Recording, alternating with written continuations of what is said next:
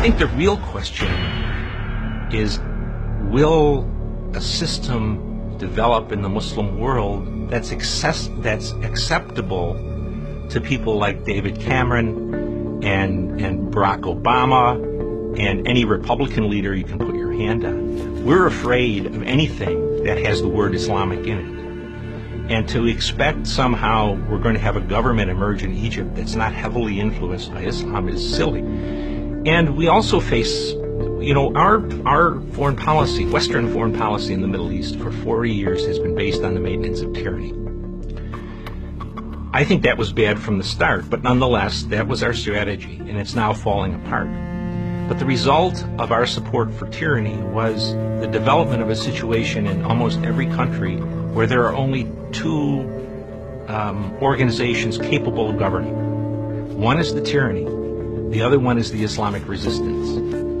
So the question really is, when they find out that you're not going to have a government in Egypt that looks like the government in Florida, for example, are you going to be happy with it, or are you going to intervene to try to tear it down until you get something that you like? My own guess is the current administration won't like anything that comes about in Libya, in Tunisia, in Egypt.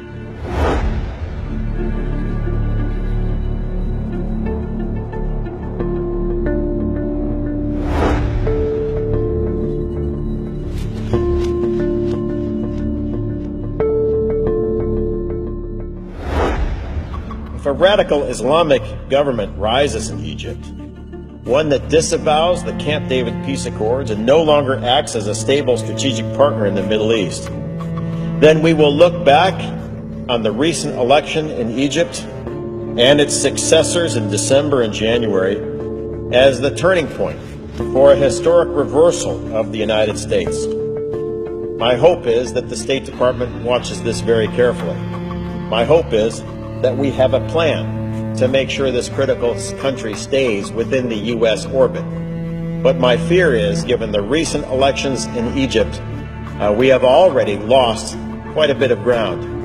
And if current trends continue, then by the middle of next year, we will have a Muslim Brotherhood government in command of the Suez Canal, in charge of Cairo, the second center of learning in the Arab world, along the border of our Israeli allies, friendly to Hamas, friendly to Iran, and hostile to Europe and the United States. And my hope is, over the holidays, we work very hard and diligently with our allies and especially liberal forces in Egypt to make sure that that reversal doesn't happen. And with that, Mr. President, I yield now.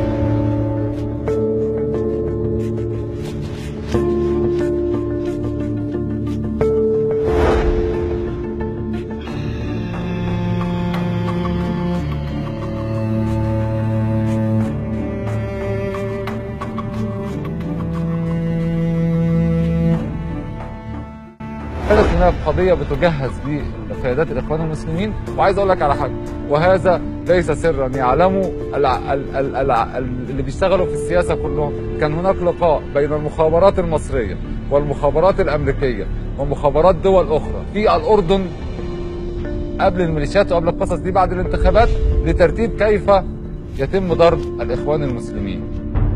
وتم الاتفاق، وكان السيد عمر سليمان الله يرحمه حاضر هذا اللقاء، واللقاء ده شهير جدا، وكان لقاء سري بين أجهزة مخابرات لضرب الإخوان المسلمين حتى لا يصعدوا هذا الصعود الكبير. أنا في الوقت ده كنت بدافع عنهم عن حقهم في وجود حزب ليهم. اتخذ القرار وجات المخابرات المصرية مع أمن الدولة ينفذوا القضية بتاعتهم.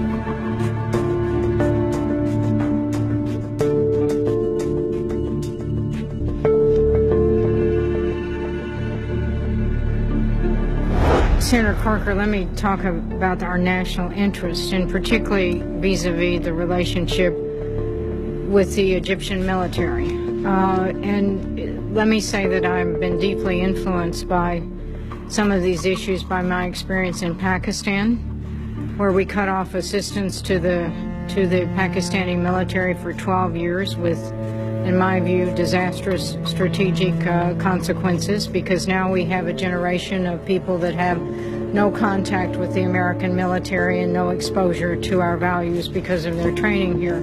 So I think we have some very difficult political issues to work through, but I think our relationship with the Egyptian military, and in turn their relationship with their counterparts in the Israeli military on the very important issues of Camp David implementation and on border issues and on the situation in Gaza is really a cornerstone of peace in the region. So I think we have to look very closely at the role of our assistance in preserving our national security interest in Egypt, and particularly in protecting and working with our ally, Israel.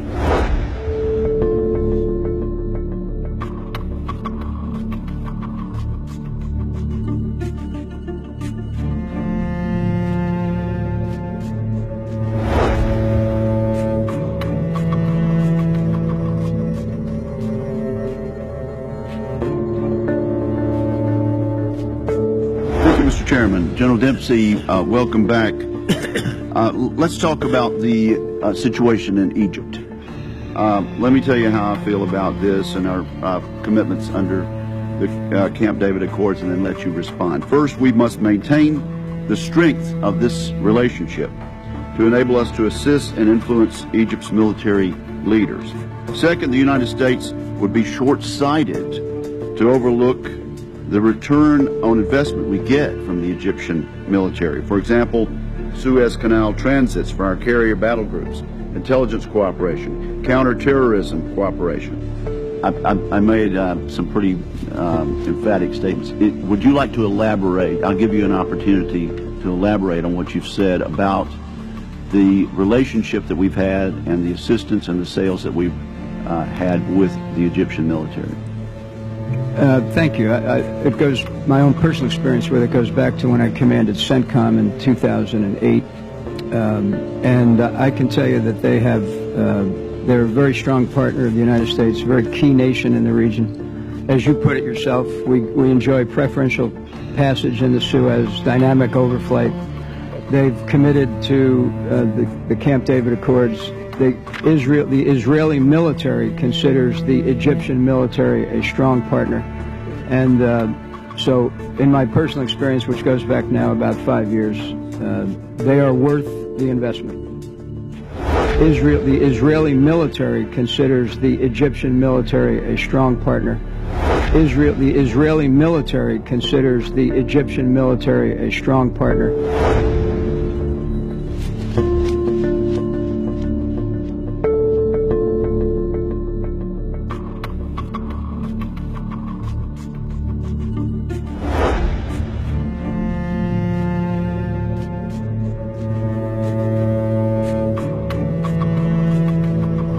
Whether it's true or not is a completely different story. The perception is very, very clear that America stood by the Muslim Brotherhood, and even more ironically is that Israel is part and parcel of this perception. Right. Israel and America are one. America sees the Muslim Brotherhood as legitimate, as democratically elected, etc., and Israel the same. Yeah. Which is crazy, but that is the perception. Yeah. Which is crazy, but that is the perception.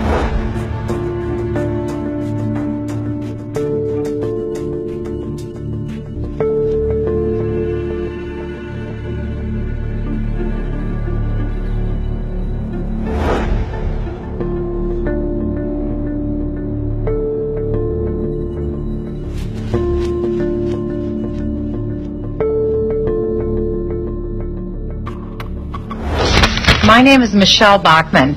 I'm a member of the United States Congress from the United States of America. I want to assure the people of Egypt that I, as a member of Congress, will stand strong in support of continuing military support for United States support financially to stand for the military in Egypt.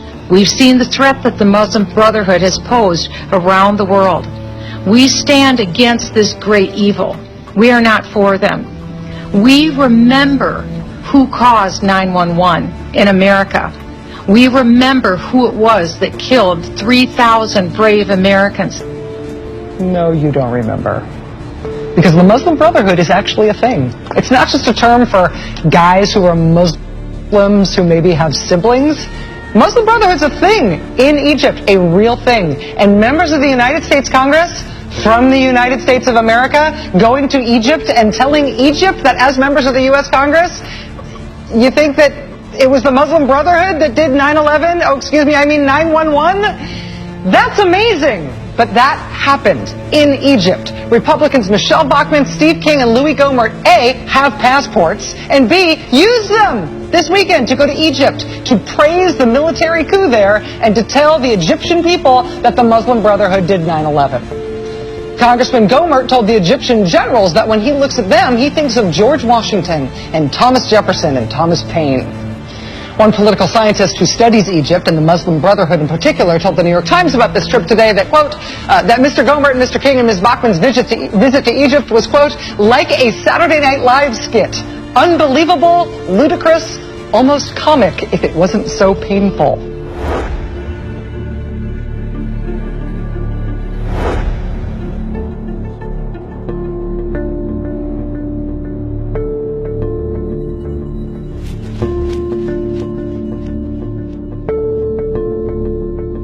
I think that the whole world should support Sisi. I believe that the new Egyptian I think that you have to support him. If we support him, it probably will embarrass him. It probably won't help him. But Sisi and the liberals, Baradei and the others, they deserve the support of the free world. To who else they can turn? I think that the whole world should support Sisi. I think that the whole world should support Sisi.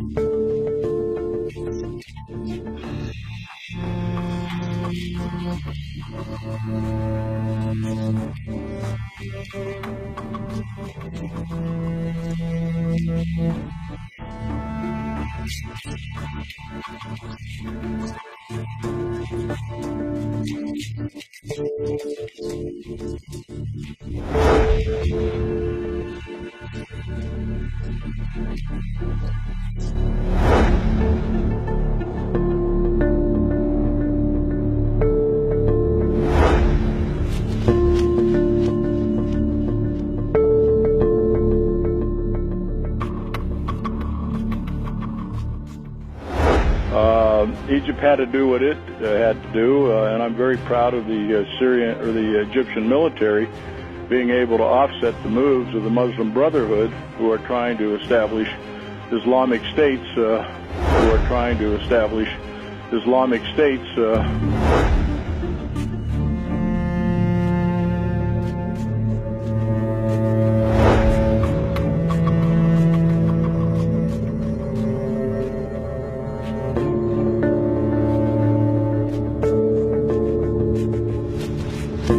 Any kind of domestic insurgency situation, it's a very precise instrument. In Bosnia, we use that all the time because the gun camera stuff on the Apache is far better than anything else that flies. And so you can operate very close in with very little collateral damage. The other thing is that it can also widen out your area of view so you can use it for surveillance. Why would the head of the Egyptian army tell us specifically? Well, it's not, this gentleman's analysis, it was the general. The general said, we can't do precision-guided attacks on the bad guys if we don't have a patch.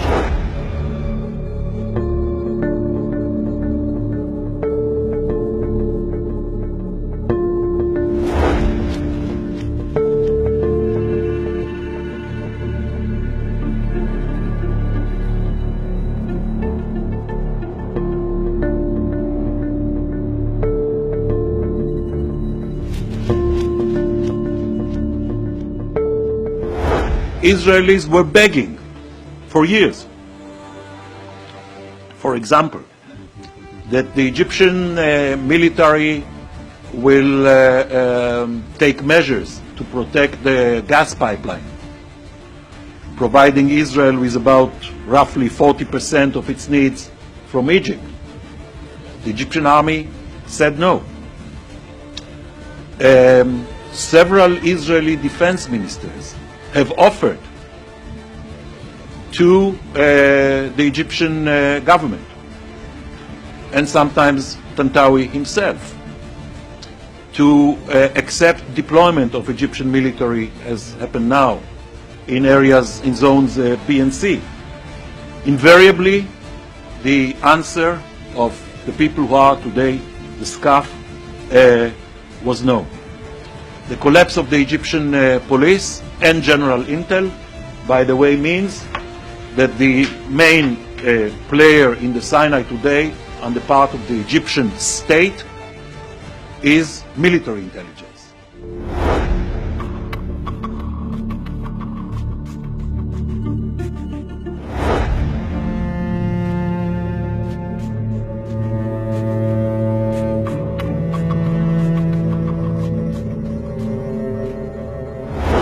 The Egyptian army is not a monolithic organization. They're not all good guys. There is an element of the Muslim Brotherhood in the Egyptian army, even in the officer corps. And General Sisi knows that, and he did ask us for that one thing. He said, I need time to fix this.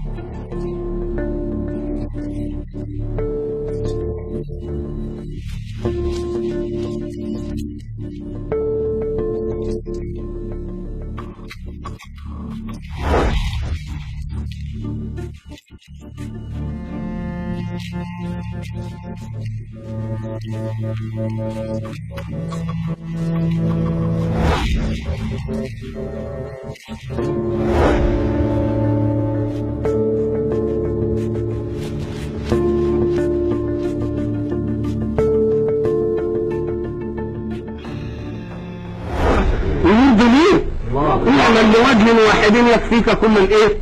كل الاوجه.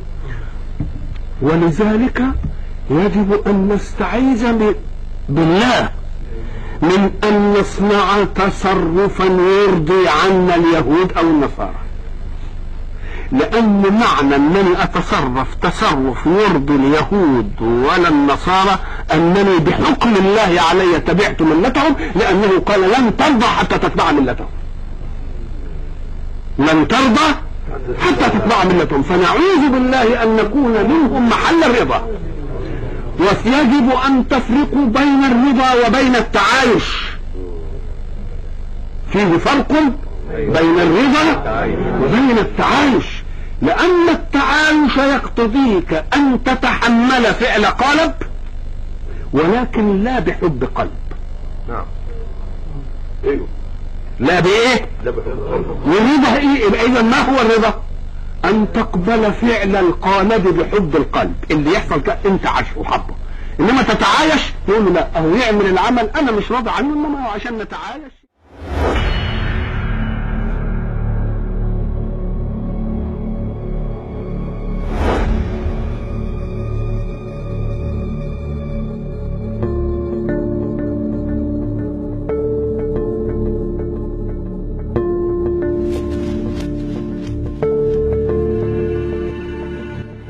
General Dempsey, do you agree with me regarding the importance of military-to-military relationships as enablers of U.S. foreign policy?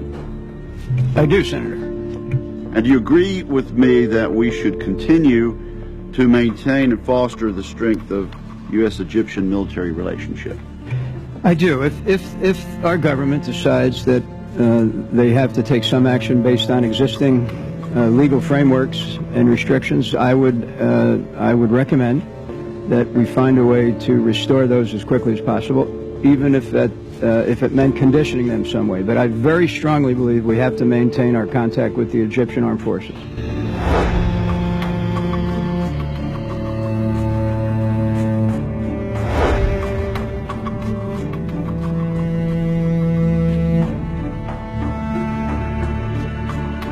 In the wake of the U.S. cutting a certain amount of military aid to Egypt, you said that relations with the U.S. are in turmoil, and your officer said that this decision is wrong.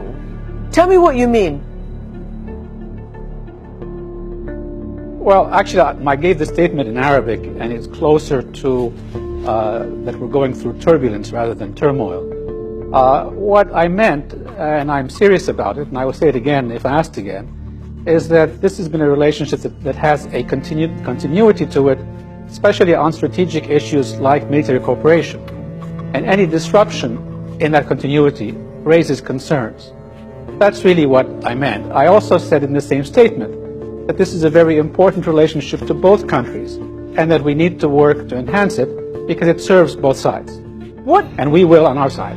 What negative repercussions will this cutoff in aid have? You yourself have said that it will have negative repercussions for U.S. interests in the region. What are those, and what negative repercussions for Egypt? There's no, first of all, it's not a cutoff. It's a freeze or a delay in delivering equipment. That's the first point. Secondly, even that, which is much less than a cutoff, indicates that you cannot depend on the continuity of the programs, and these are programs that relate to national security. That's why they become a serious question. Now, if your friends in the region, when they're facing terrorism in particular, cannot depend on a continuous supply of equipment that deals with terrorism, then you're obviously going to raise questions in the minds of your friends about your dependability, and that will affect your interest as well as that of your friends like Egypt.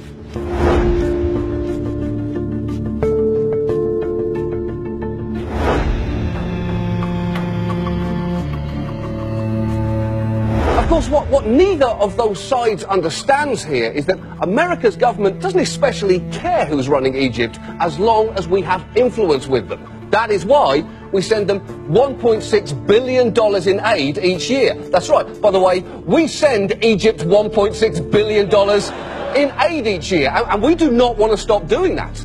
They're a vital ally for us in that part of the world. In fact, I actually have next year's money right here, which we badly want to bribe Egypt with. I mean, help them with, bribe, help. It's a grey area. The point is, who should I make this comically oversized novelty check out to? U.S. law, the Foreign Assistance Act of 1961, explicitly says the administration cannot financially support an army that is involved in a military coup. What? So now we can't even give Egypt money?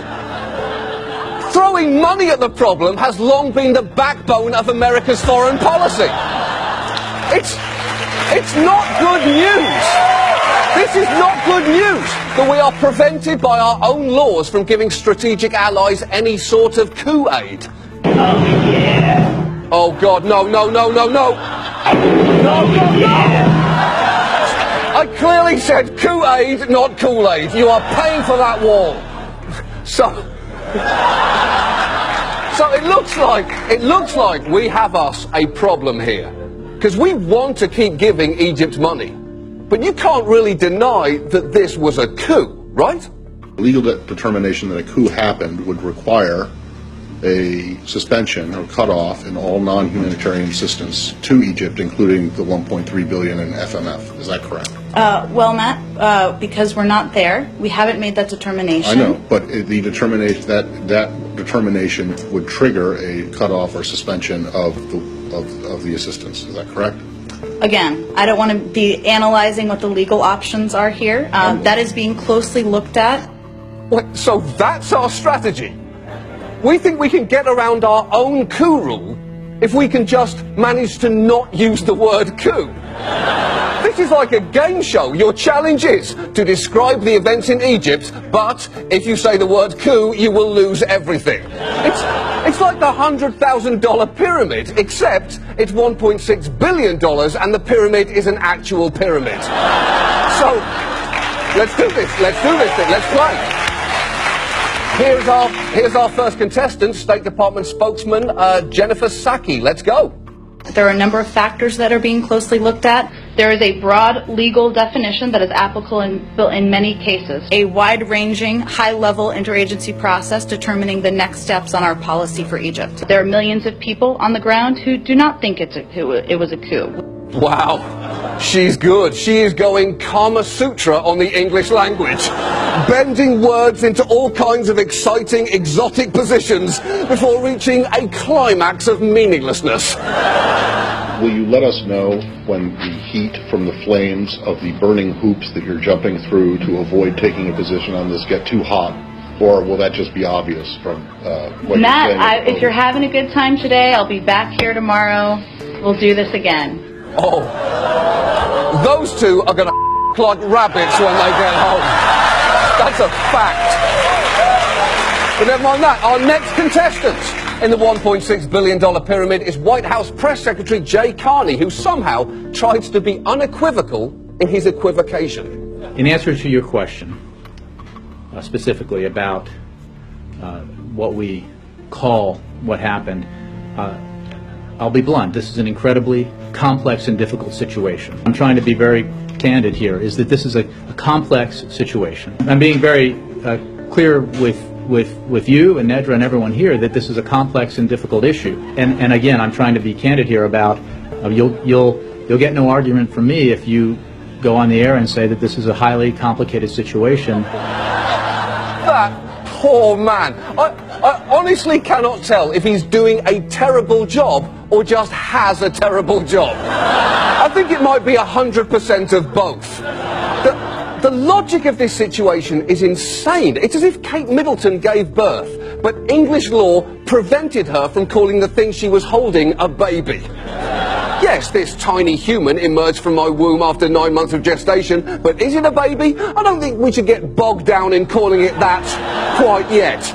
The problem is, we can try to parse words on this all we want. We can call this a Morsiectomy, you know, a surgical removal of a man from the body of the country he was hurting. But everyone's going to know what we're saying. Let's be clear here.